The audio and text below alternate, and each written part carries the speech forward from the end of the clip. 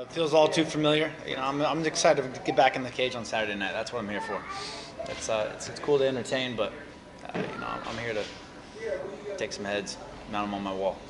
It was longer than I hoped it'd be, and I wanted to come back in June. I think that would have been ideal, given taking my body June, July, but we couldn't find the opponent. But we have an opponent now, and I'm ready. More ready than ever, man. I'm focused. I know what I need to do and how I need to fight, and life in this game is just a learning process, and I put myself in the right place. Mentally, physically, I'm ready to go. When I'm healthy, when I'm focused, when I'm patient, I'm unbeatable, and I'm in that mindset, and I'm in that health, that state of mind and health right now. It's good. It's always good to get a change of scenery. You can't get complacent in the sport, and to get new looks and new inspiration. It's always nice. You can always learn more in the sport. You don't want to get complacent.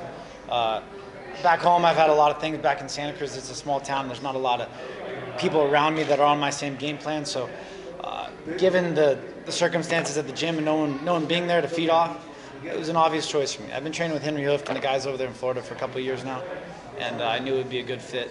I went over there with an open mind and listening back and forth to my coaches back home, and there was nothing that changed back home. So I decided to, do my full camp and prepare, and I feel great.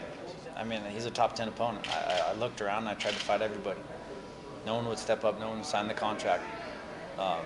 We have an opponent. We have a top 10 guy. I'm not taking it for granted. I know what he is. He's a game opponent, but he's not on my level. I'll wait for my opportunities and I'll finish this man. He's a tough guy. He hasn't lost in 5 years. So he fought Anthony Johnson to a decision. I know what he is. I know who I am, and I know what's going to happen Saturday night. I have advantages everywhere, and he plays a patient game. It's like, I have to play the same game, but I have more tools to open him up, and I can open him up in so many ways, and he's going to panic. He's going to feel my power, and I don't see this man wanting to stand with me once he feels that. He shoots in like he always does. He runs for the clinch. If he wants to tangle with me and in that area, I'm going to flip him over. I'm going to put him on his back, and I'm going to pound his face in. He can't compete with me on the ground. He can't compete with me on the feet. I'm going to let this fight speak for itself. I'm going to go out there. I'm going to fight. But I've beaten everybody else, and right now, look at the division. Look what I've done. I'm the last guy to beat Bisping in dominating fashion, and a lot of the other top guys. Obviously, I've been reigning Strikeforce champion, UFC champion. I've done it all. I'll go make my mark on Saturday. I'm not overlooking him. Trust me, I'm patient. I'm going to be calculated. I'm not rushing things.